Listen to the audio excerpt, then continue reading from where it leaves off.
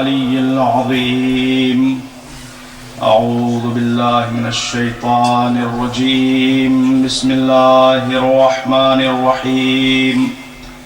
الحمد لله رب العالمين، والصلاة والسلام على أشرف الأنبياء والمرسلين، حبيب إله العالمين سيدنا ومولانا أبي القاسم محمد. اللهم صل على محمد وعلى أهل بيته الطيبين الطاهرين المعصومين المظلومين، ولعنة الله على أعدائهم أجمعين. أما بعد، فقد قال الله الحكيم في الذكر الكريم: أعوذ بالله من الشيطان الرجيم. يا أيها الذين آمنوا اتقوا الله وكونوا مع الصادقين. صلوات اللهم صل على محمد وعلى محمد. شاید رب العزت ہے: اے صاحبان ایمان، تقوی اختیار کرو اور ان لوگوں کے ساتھ ہو جاؤ جو سچے ہیں اور بس سچے ہیں، اور اس سچوں کے قافلے کے ایک چشم و چراغ اور مرکزی شخصیت کا نام ہے امام محمد تقی الجواد علیہ السلام. اللہم صل علی محمد وعلی محمد. اور عزیزان محترم، امام جواد کے سلسلے میں جو مسئلہ سب سے پہلے زیر بحث آتا ہے وہ آپ کی امامت کا مسئلہ ہے کہ اتنی کم سنی میں کوئی امام کیسے ہو سکتا ہے. امام علی رضا علیہ السلام 203 ہجری میں اس دنیا سے گزر گئے، اور امام محمد تقی پیدا کب ہوئے تھے؟ 195 میں. تو امام کی عمر اس وقت 8 سے 9 سال تھی. تو یہ ایک بہت بڑا مسئلہ اٹھایا جاتا ہے کہ اتنی کم سنی میں کوئی امام کیسے ہو سکتا ہے. لیکن یہ بھی ہو سکتا ہے اللہ کا خصوصی انتظام ہو کہ ہدایتوں کے اللہ نے 2 سلسلے چلائے. ایک سلسلے کا نام ہے نبوت اور دوسرے سلسلے کا نام ہے امامت. سلسلہ نبوت میں بھی اللہ نے 3 کو بچپنے میں نبی بنایا، اور سلسلہ امامت میں بھی اللہ نے 3 کو بچپنے میں امام بنایا. وہ جو بچپنے میں نبی بنے، نبی تو سب تھے بچپنے میں، نبوت کا اعلان جنہوں نے کیا وہ کون ہے؟ حضرت سلیمان. قرآن میں آیت موجود ہے کہ بچپنے میں ان کی نبوت کا اعلان کرایا گیا. اور حضرت یحییٰ، سورہ مریم میں ارشاد ہوتا ہے: یا یحییٰ خذ الکتاب بقوہ وآتیناہ الحکم صبیہ. ہم نے منصب نبوت یحییٰ کو عطا کیا جبکہ وہ بچے تھے. اور اسی طرح سے حضرت عیسیٰ کے بارے میں آپ سبھی حضرات جانتے ہیں: انی عبد اللہ آتانی الکتاب وجعلنی نبیہ. گہوارے میں بول رہے ہیں حضرت عیسیٰ علیہ السلام کہ میں اللہ کا بندہ ہوں، مجھے کتاب دی گئی اور مجھے نبی بنا کر بھیجا گیا. تو 3 نبی، بچپنے میں نبوت کا اعلان، اور اسی طرح سے 3 امام، بچپنے میں ان کی امامت کا اعلان. اور ان تینوں اماموں میں پہلے امام امام محمد تقی علیہ السلام ہے، دوسرے امام امام علی نقی علیہ السلام ہے، اور تیسرے امام امام مہدی عجل اللہ تعالیٰ.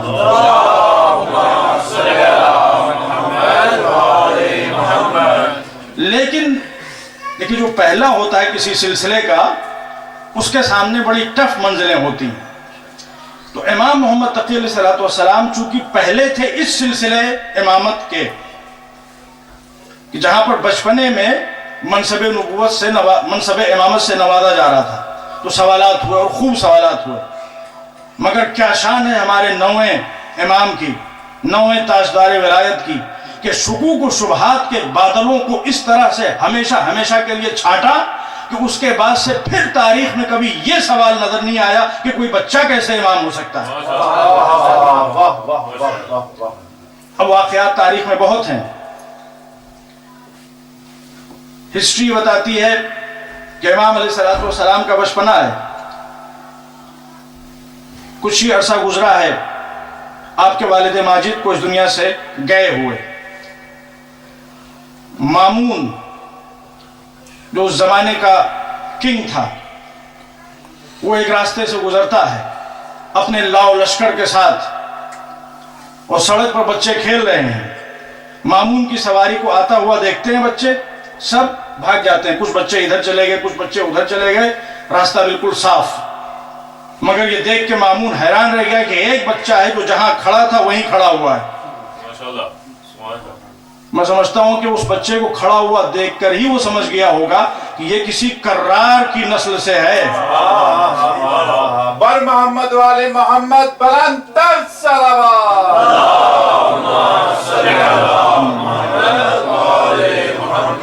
तो जो इमाम के सामने ये मसला आया, उसने कहा कि तुम क्यों नहीं गए, सब चले गए। इमाम ने कहा पहली बात तो ये कि मैंने कोई गलती नहीं की है जिसकी वजह से मैं घबराऊं, और दूसरी बात ये कि रास्ता तंग नहीं है जिसकी वजह से उसको जाने में प्रॉब्लम हो। माशाल्लाह माशाल्लाह। वो गया और जाने के बाद में वापस आया, वो समझ तो गया था कि ये कोई मामूली बच्चा नहीं, इमाम को पहचानता नहीं था वो। उसने बाज अपना फिजा में छोड़ा और उसके बाद बहरहाल वो पलटा, और जब पलटा तो इमाम के सामने अपनी मुट्ठी बंद करके कहता है कि बरखुरदार ये बताइए कि मेरी मुट्ठी में क्या है। उसने सिर्फ ये पूछा था कि मेरी मुट्ठी में क्या है। इमाम ने मसले को इस तरह से एक्सप्लेन किया कि उसके आबा और अजदाद के जहनों में भी कभी वो तसव्वुर नहीं आया होगा। इमाम ने कहा कि अल्लाह ने दरिया पैदा किए हैं और उन दरियाओं में अल्लाह ने मछलियां पैदा की हैं। अल्लाह पानी बरसाने के लिए बुखार पैदा करता है दरियाओं में, और फिर हवा अल्लाह ने बनाई है, वो हवा उन बुखारात को उड़ाकर ऊपर ले जाती है, और फिर उसके बाद में वो बादल की शक्ल में जमीन पर बारान रहमत के रूप में बरसते हैं, और उन बादलों में चूंकि वो पानी से उठे हुए होते हैं, कभी कभी छोटी छोटी मछलियां वो भी साथ में उठती हैं और हवा उन्हें भी उड़ा ले जाती है। बादशाह अपने शिकारी बाज को फिजा में छोड़ते हैं और वो बाज उस मछली को पकड़ के लाते हैं, और बादशाह अपनी मुट्ठी में उस मछली को रखकर हम उलमाए आले मोहम्मद का इम्तिहान लेते हैं।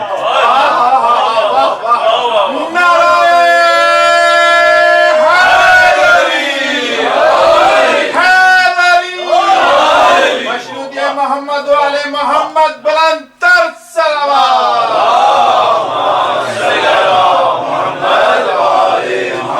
इमाम ने लफ्ज क्या इस्तेमाल किया है, यम्तहनु बिहिल उलमा। इमाम अभी बच्चे हैं मगर जो लफ्ज इस्तेमाल कर रहे हैं आलिम, मतलब ये है कि अली मुर्तजा 60 साल की उम्र में अगर मिंबर पे बैठे तो उनकी भी वही शान होगी जो हमारी शान है। यहाँ बचपने, जवानी और बुढ़ापे में फर्क नहीं होता। जहाँ उम्रों का फर्क हो उसे दुनियावी हुकूमत कहा जाता है, और जहाँ उम्रें की दीवारें खुद ब खुद गिरती हुई नजर आए, जहाँ सब के सब एक जैसे दिखाई दें, उसे इलाही मनसब कहा जाता है। सल्लल्लाहु अलैहि मोहम्मद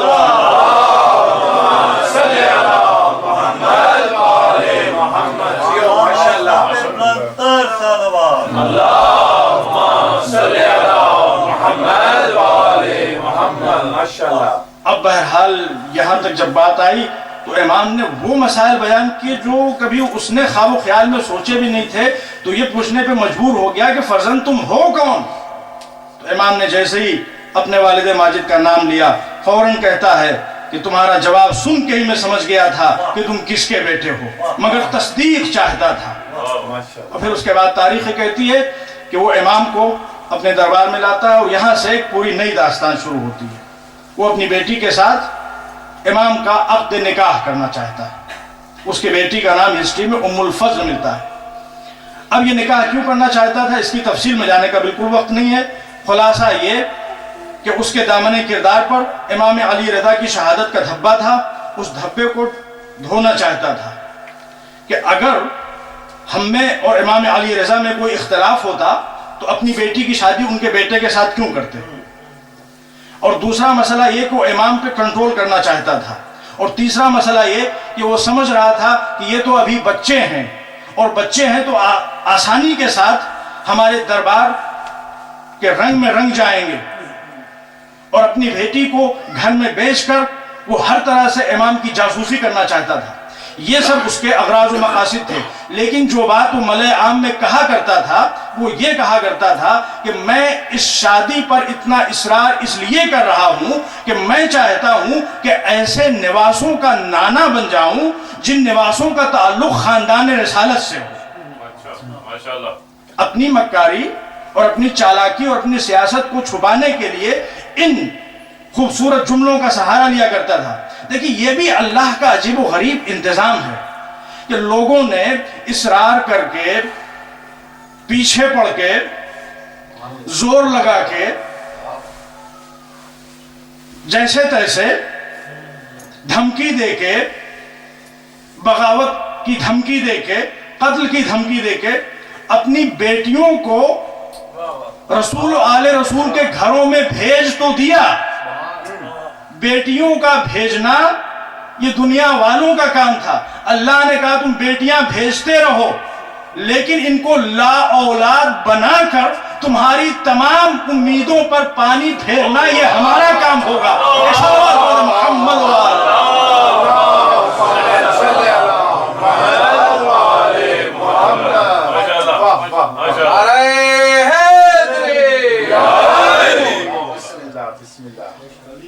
اب جب امام کے سامنے یہ مسئلہ آیا شادی کا تو امام ظاہر سی بات ہے آپ نے انکار کیا مگر اس کی طرف سے اصرار ہوا. آخر میں قتل کی دھمکی دی گئی. لیکن مامون کے سامنے ایک دوسرا مسئلہ بھی تھا کہ خود اس کے جو قبیلے والے تھے جن کو بنو عباس کہا جاتا وہ بگڑ گئے.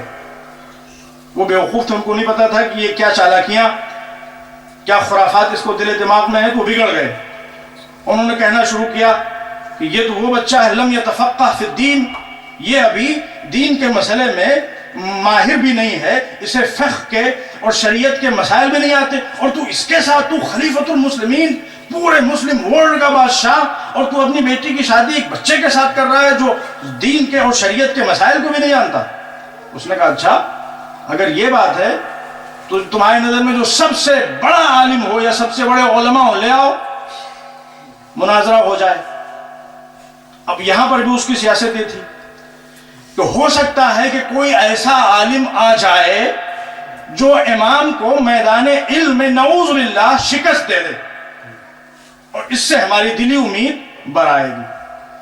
تو لوگوں نے سوچا, سوچنے کے بعد انہوں نے انتخاب کیا ایک بہت جید عالم کا جس کا نام ہسٹری ملتا ہے یحییٰ ابن اقسم, جو اس زمانے کا سب سے بڑا اسکالر مانا جاتا تھا.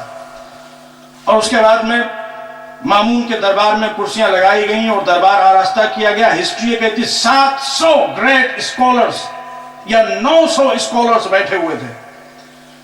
بہرحال تفصیل میں نہیں جانا چاہتا, یہاں پہ بہت سی ڈیٹیل ہے. جب امام علیہ السلام کے سامنے یہ مسئلہ آیا کہ سوال کون کرے, تو امام نے کہا کہ ہمیں نہیں کچھ پوچھنا ہے, تمہیں جو پوچھنا ہے پوچھو. وہی شان جو حیدر کرار کی ہوتی تھی, سلونی سلونی, جو پوچھنا چاہو پوچھو. تو یہ بے معرفت انسان, اس نے سوچا کہ یہ بہت سے بہت اگر جانتے ہوں گے, نماز کے مسئلے کو جانتے ہوں گے, روزے کے مسئلے کو جانتے ہوں گے, حج اور زکوٰۃ کے مسئلے کو جانتے ہوں گے, زکوٰۃ کے مسئلے کو جانتے ہوں گے, لیکن حج کا مسئلہ, سوری میں نے حد کر اس کو, حج کا مسئلہ اسلامک فقہ میں سب سے ٹف ہے اور اس میں کافی ڈیٹیلز ہیں, بڑے بڑے علماء کنفیوز ہو جاتے ہیں.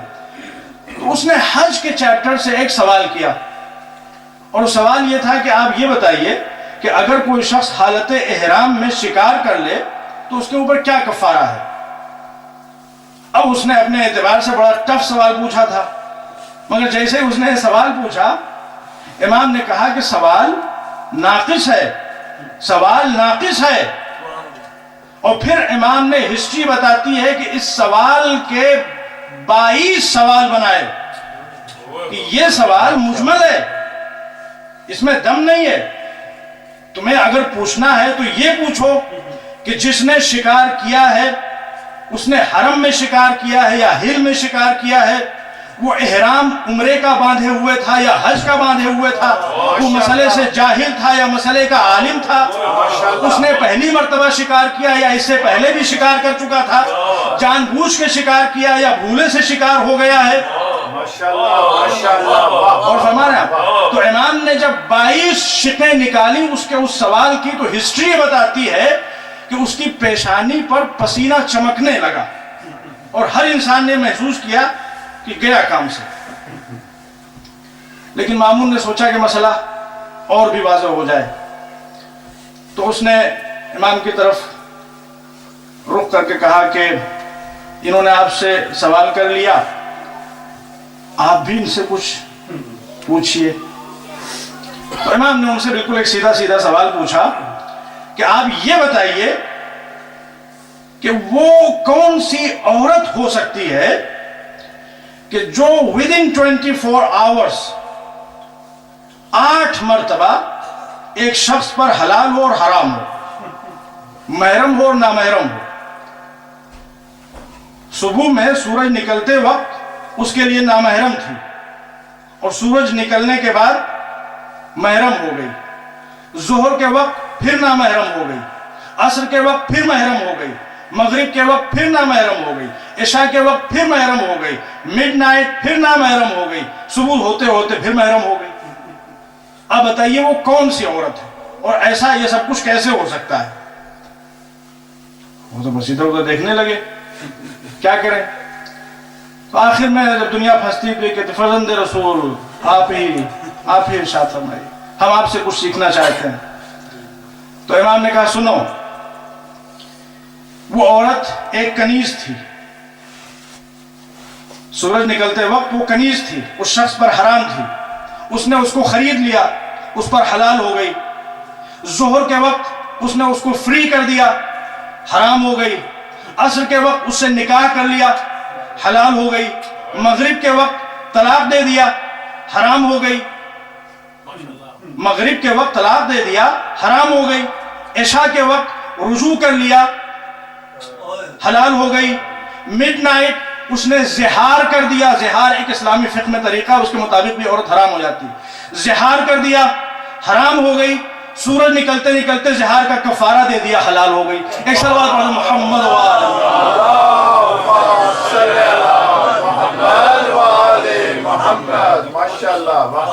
اور ہمارے امام ایک اور بھی بہت انٹرسٹنگ اور بہت ہی ہسٹوریکل ڈیبیٹ ہوا, جو جھوٹی جھوٹی روایتیں بنا کر پیش کی جاتی ہیں دوسروں کی فضیلتوں میں, اس حوالے سے ایک بہت ہسٹوریکل ڈیبیٹ ہوا.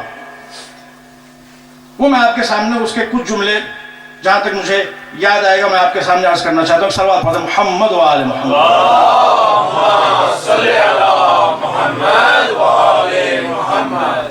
مامون کے دربار میں یحییٰ ابن اقسم نے ایک مرتبہ امام سے یہ سوال کیا کہ فرزند رسول ہمارے ہاں کچھ روایات ہیں, میں ان کا کلیریفیکیشن چاہتا ہوں. امام نے کہا کیا پوچھنا چاہتا ہے؟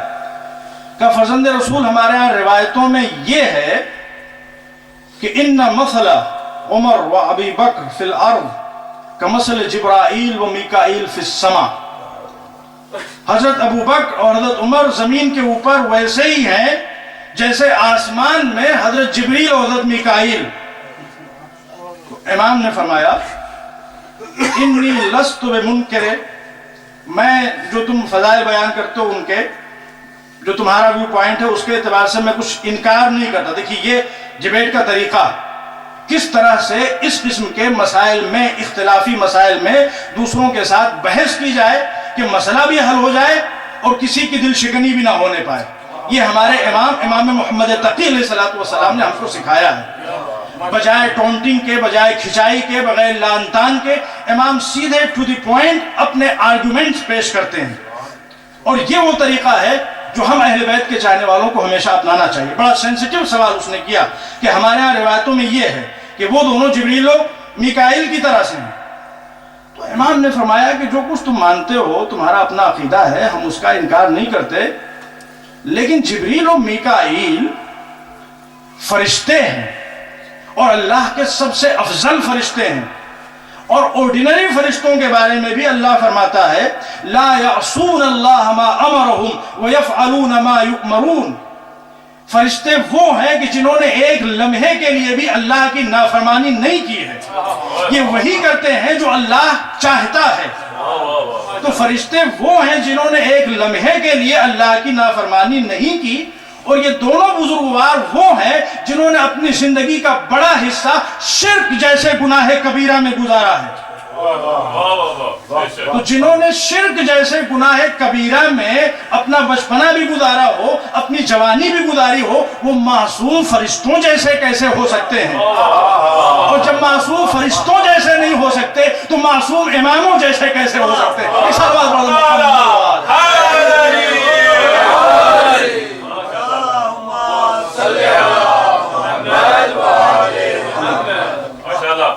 کہا کہ ہمارے ہاں یہ روایت بھی ہے، ان السکینۃ تنطق علی لسان عمر، کہ حضرت عمر جو کچھ بھی بولتے ہیں وہ برحق ہوتا ہے، اور ان کی زبان پر اللہ کی طرف سے ایک خصوصی عنایت ہے کہ وہ حق کے علاوہ کچھ بول نہیں سکتے۔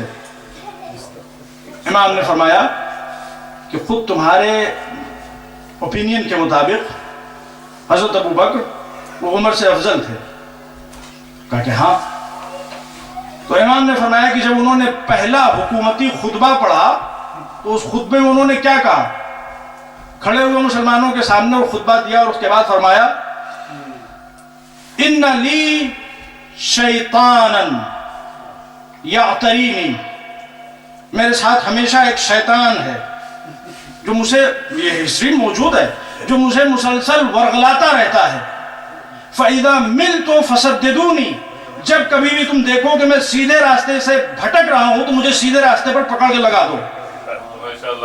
تو امام نے کہا کہ جب وہ کہ جو افضل تھے وہ یہ جملہ کہہ رہے ہیں کہ ایک شیطان ہے جو مسلسل انہیں ورغلاتا رہتا ہے، تو ان کے بارے میں آپ یہ کیسے کہہ سکتے ہیں کہ ان کی زبان پر اللہ کا خصوصی کرم ہے اور یہ حق کے علاوہ کچھ بول ہی نہیں سکتے؟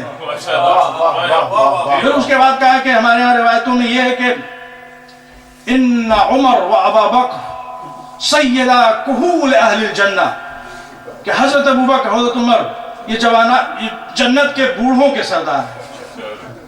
یہ ہے روایت میں کہ حضرت ابو بکر حضرت عمر جنت کے بوڑھوں کے سردار ہیں۔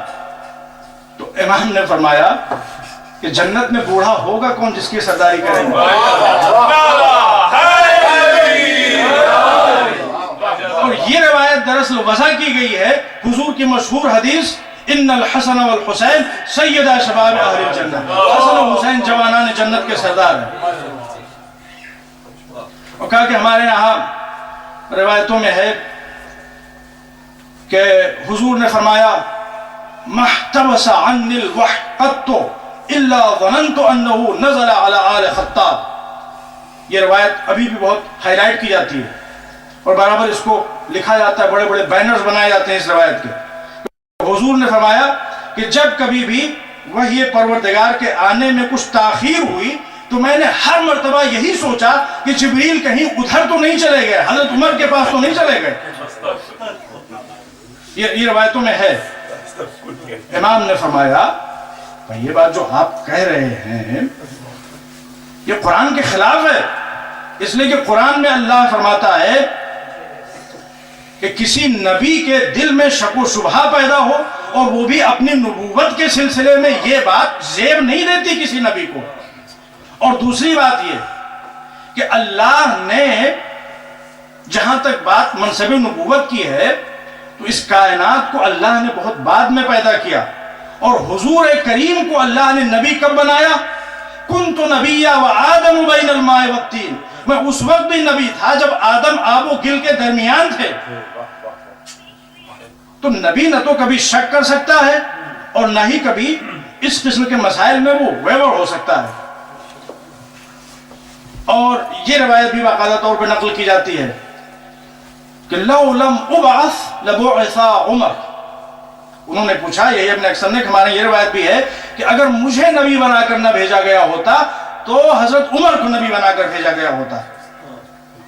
تو یہاں پر بھی امام نے یہ سوال اٹھایا کہ اللہ جب نبیوں کا ذکر کرتا ہے تو فرماتا ہے کہ اللہ نے نبیوں سے عہد لیا اور عالم ذر میں عہد لیا، اور اس دنیا کی خلقت سے لاکھوں اور ہزاروں سال پہلے یہ طے کر دیا کہ کس کس کو نبی بنایا جائے گا، تو جب اللہ نے تمام نبیوں سے عہد و پیمان لے لیا تھا تو پھر یہ کہنا حضور کریم کا کہ اگر میں نہ بھیجا جاتا تو یہ بھیجے جاتے یہ عقل کے خلاف ہے۔ اب انہوں نے کہا کہ ہمارے یہ بھی روایتوں میں ہے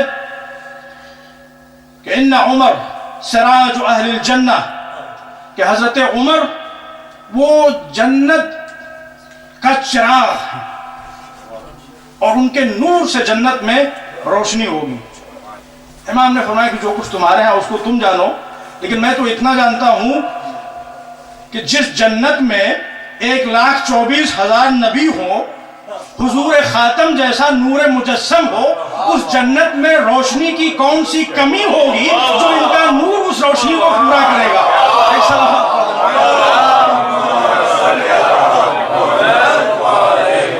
نعرہ تکبیر، نعرہ رسالت، ہاتھ بلند کر کے نعرہ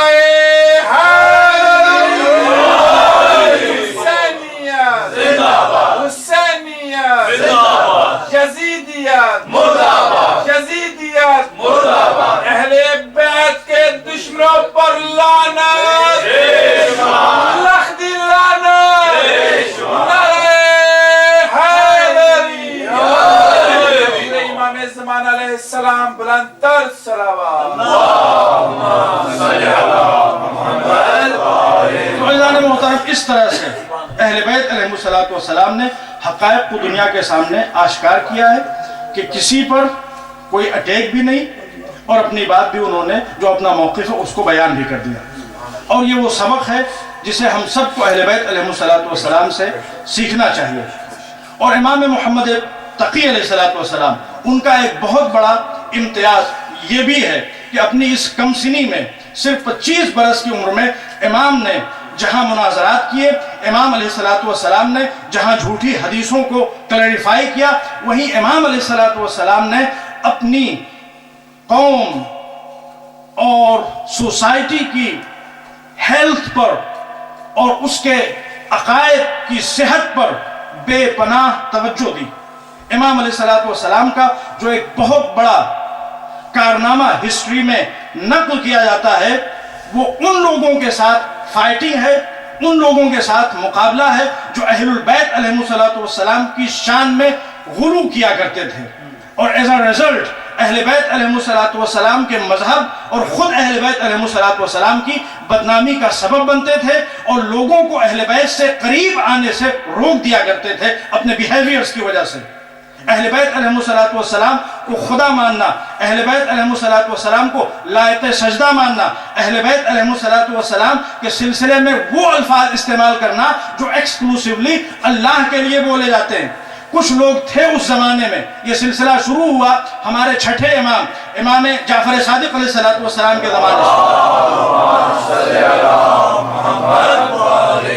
حقیقت میں تو یہ سلسلہ شروع ہو گیا تھا مولا علی کے زمانے سے، لیکن باقاعدہ طور پر ایک گروپ کی شکل میں، ایک فرقے کی شکل میں، ایک مسلک کی شکل میں اس طرح کے لوگ ظاہر ہوئے ہمارے چھٹے امام کے زمانے میں۔ چنانچہ راوی سدیر نامی راوی وہ امام کی خدمت میں حاضر ہوتا ہے اور کہتا ہے کہ فرزند رسول، کچھ لوگ آپ کے سلسلے میں کہتے ہیں کہ آپ لوگ خدا ہیں، آپ لوگ رب ہیں، آپ لوگ دنیا کو چلانے والے ہیں۔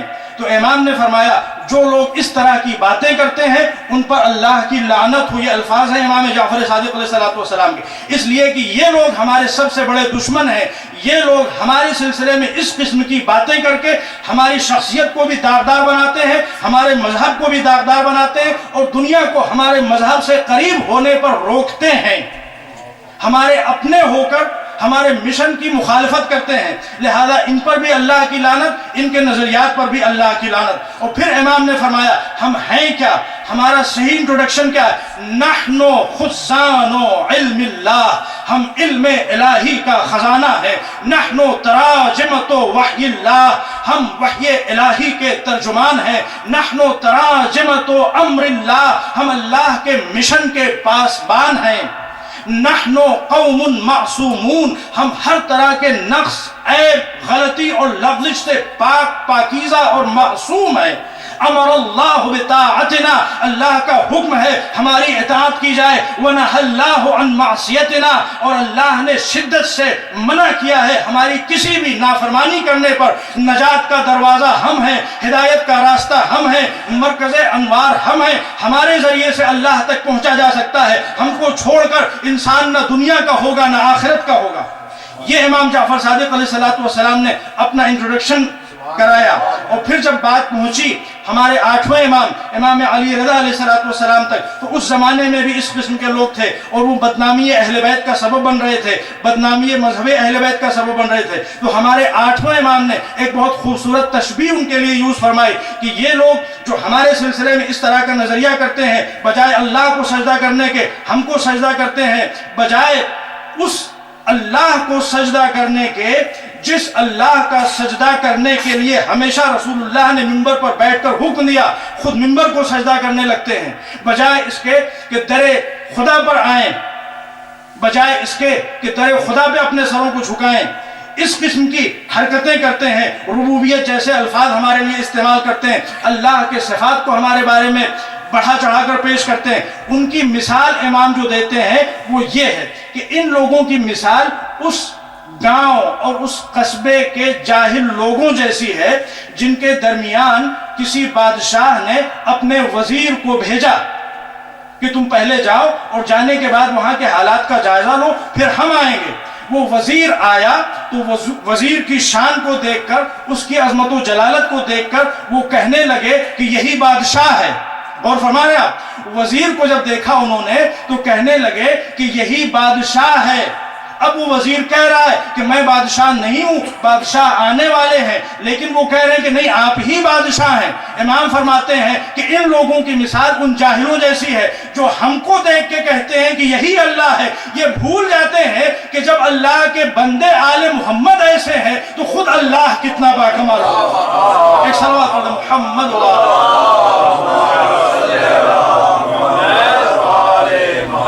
اس سلسلے میں ہمارے 9ویں امام کا رول بہت امپورٹنٹ ہے۔ اگرچہ حالات ناسازگار تھے، زمانہ بہت برا تھا، طرح طرح کی سختیاں تھیں، مگر ہمارے 9ویں امام نے اس مسئلے میں کوئی کمپرومائز نہیں کیا۔ جس طرح سے امام نے جھوٹی حدیثوں کو بے نقاب کیا ہے، اسی طرح سے اہل بیت علیہ السلام کی محبت کی آڑ میں رہ کر اہل بیت کے مشن پر خنجر بھونکنے والوں کے اوپر بھی اہل بیت علیہ السلام نے کڑی تنقید فرمائی ہے۔ یہ ہمارے 9ویں امام کا بہت بڑا امتیاز ہے۔ ابو الخطاب نام کا ایک غالی تھا، غلو کرنے والا تھا، اس قسم کی باتیں ادھر ادھر کیا کرتا تھا، اس کے ذریعے سے اہل بیت علیہ السلام کی بدنامی ہوتی تھی، آل محمد کا نام خراب ہوتا تھا۔ امام نے اس سختی کے دور میں بھی حکم دیا کہ اس کو قتل کر دیا جائے، جبکہ امام کے پاس پاور نہیں تھا، امام کے پاس اتھارٹی نہیں تھی۔ اس سختی، شدت اور کرفیو کے دور میں بھی امام نے اس کے قتل کا حکم دیا۔ تو یہ اہل بیت علیہ السلام کی تعلیمات ہیں، اور ہم سب کا فرض بنتا ہے کہ ہم اہل بیت علیہ السلام کی تعلیمات پر چلتے ہوئے جو ہمارا مذہب ہے، جو ہمارا عقیدہ ہے، اس پر کسی قسم کا کوئی کمپرومائز نہ کریں، لیکن اہل بیت علیہ السلام کی تعلیمات سے آگے بڑھ کر وہ راستہ اپنائیں جو ان کے مزاج کے خلاف ہے، جو ان کی سیرت کے خلاف ہے، جس سے خود ان کو تکلیف پہنچتی ہو، اس کی بھی ہم کو اجازت نہیں ہے۔ ایک صلوات پڑھیں محمد و آل محمد۔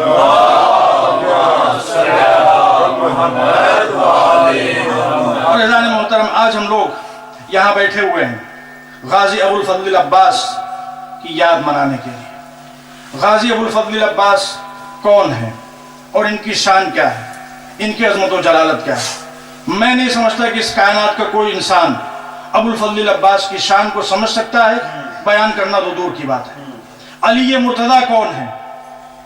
علی مرتضیٰ اگر ایک جملے میں بات کہی جائے جو میں سمجھتا ہوں تو علی مرتضیٰ کا جو ایک ناچیز انٹروڈکشن کرایا جا سکتا ہے اپنی تمام تر محدودیتوں کو نظر میں رکھتے ہوئے، وہ یہ ہے کہ علی اس ذات والا صفات کا نام ہے جس نے اس کائنات میں کبھی بھی کسی چیز کی تمنا نہیں کی۔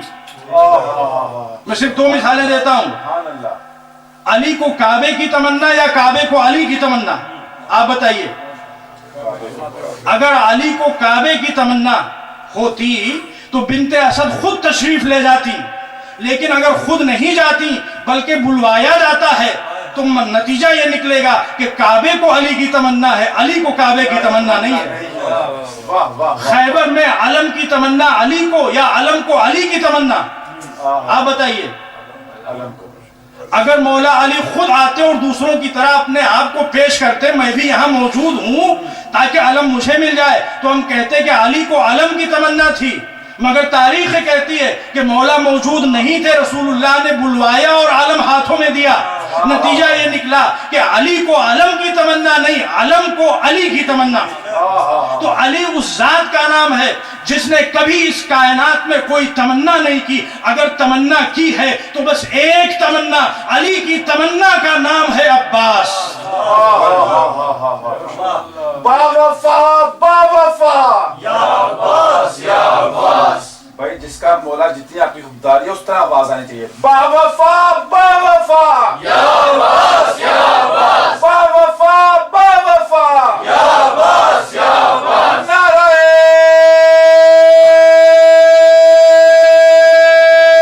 حیدری بلندر صلوات۔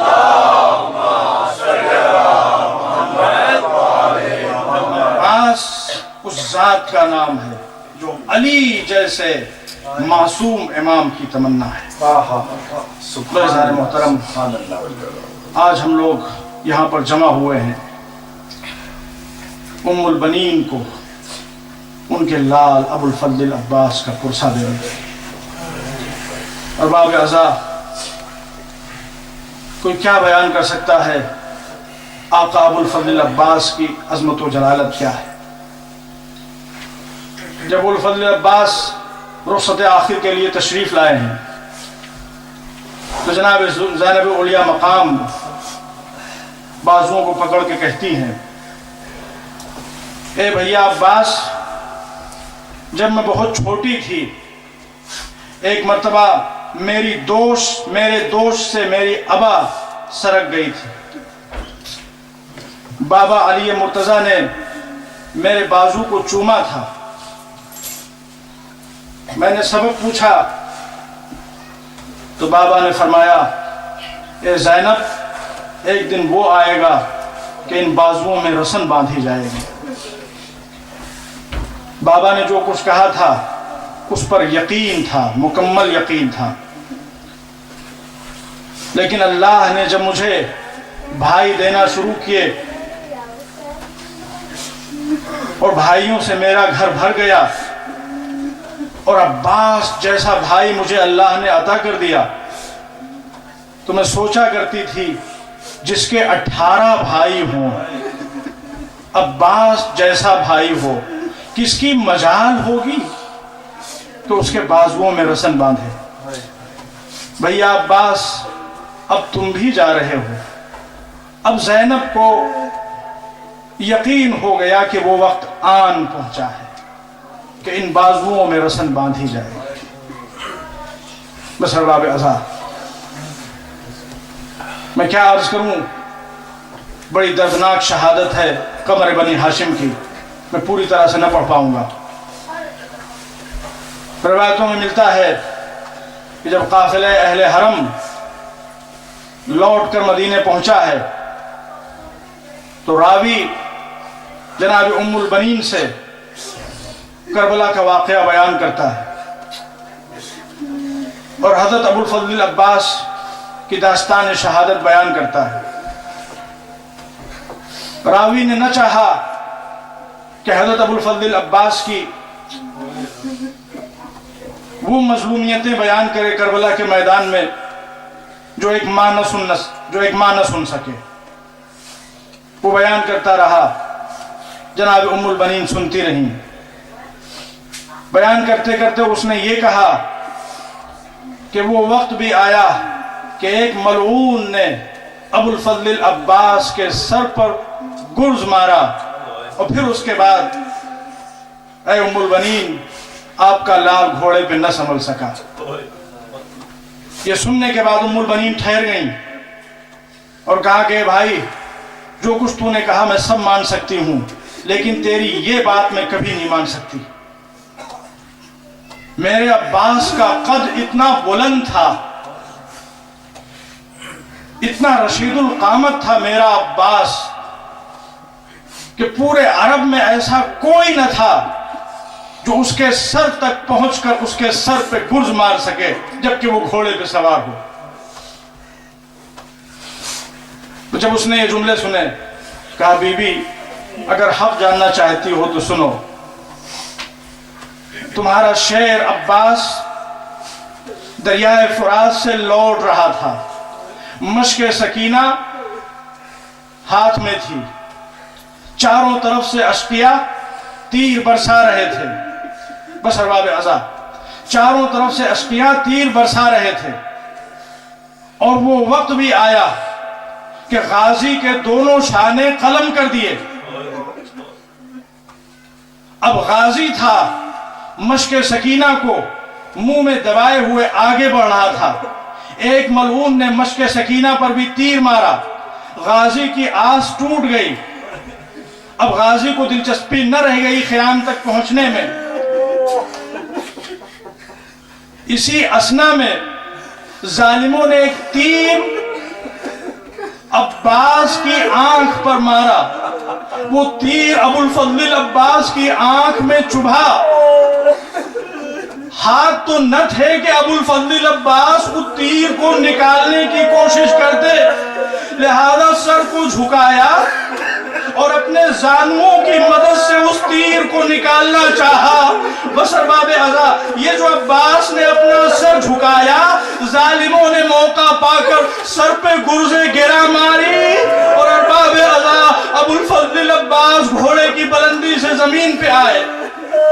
ارباب عزا روایتوں میں، ارباب عزا کتابوں میں ملتا ہے کہ ایک عالم دین جن کا دستور تھا کہ وہ ہمیشہ ابو الفضل عباس کے مصائب بیان کیا کرتے تھے، ایک دن عالم رویا میں وہ ابو الفضل عباس کو دیکھتے ہیں کہ وہ آئے ہوئے ہیں اور کہتے ہیں اے میرے ذاکر تو میرے مصائب کیوں نہیں بیان کرتا؟ وہ کہتے ہیں کہ آقا آپ تو جانتے ہیں کہ میرا دستور ہے میں ہمیشہ آپ ہی کے مصائب بیان کرتا ہوں۔ کہا اے میرے ذاکر ارے تو ہمارے چاہنے والوں کو ہماری وہ مظلومیت کیوں نہیں سمجھاتا کہ ارے کربلا کے میدان میں جو شہید بھی گھوڑے کی بلندی سے زمین پہ آیا کم سے کم ہاتھ سلامت تھے، ہاتھ سے زمین پہ ٹیک لیا، مگر ہائے میرے دونوں ہاتھ قلم ہو چکے تھے، منہ کے بل زمین پہ آیا۔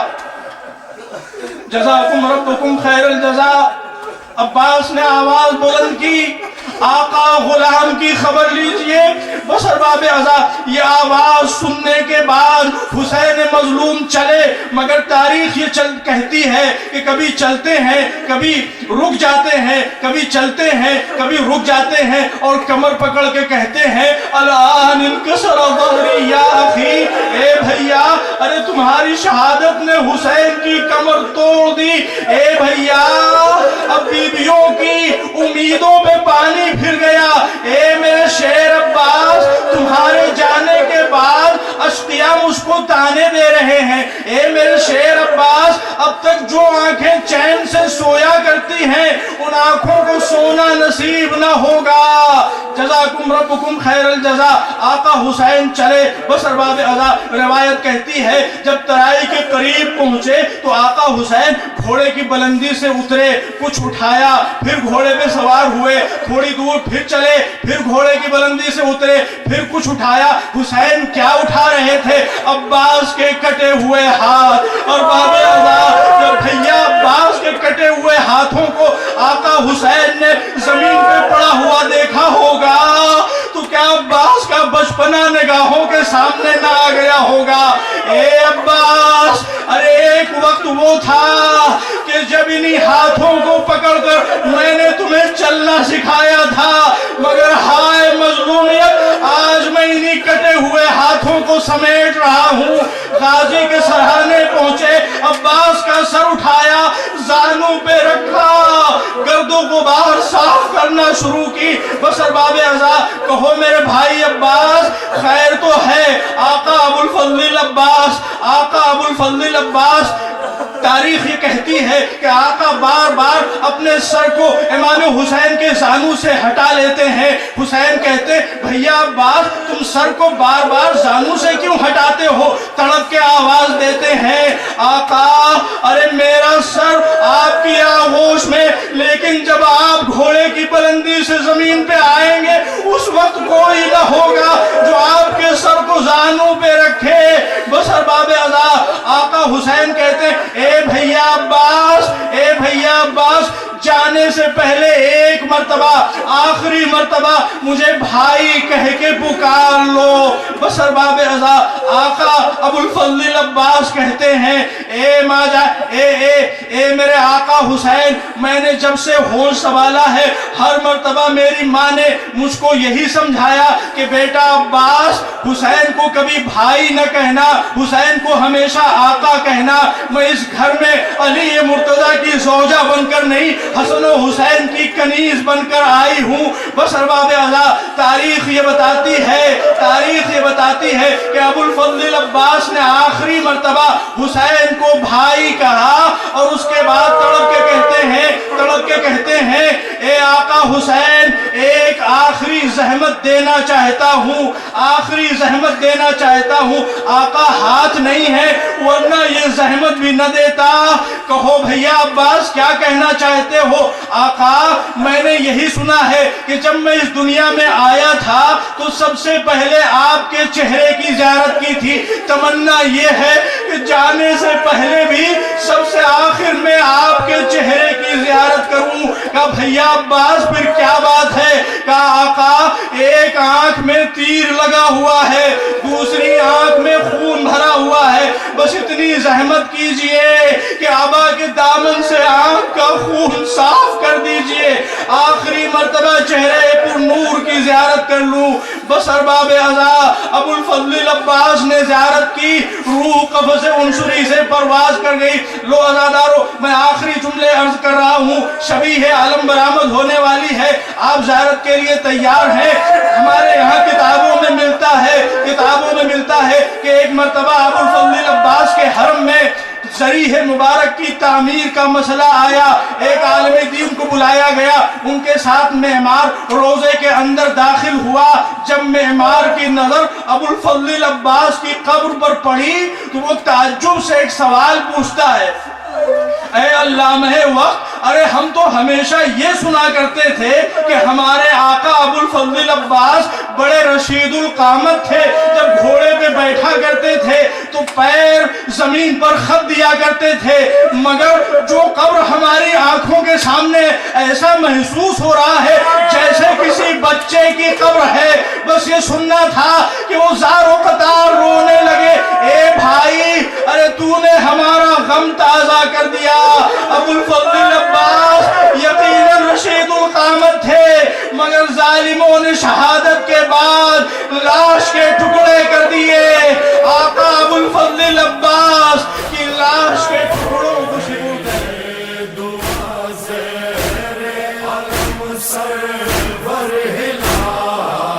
کر رہے ہیں یہ دعا زیر علم سرور ہلال. اے خدا یہ غم بفیض پنجتن زندہ رہے.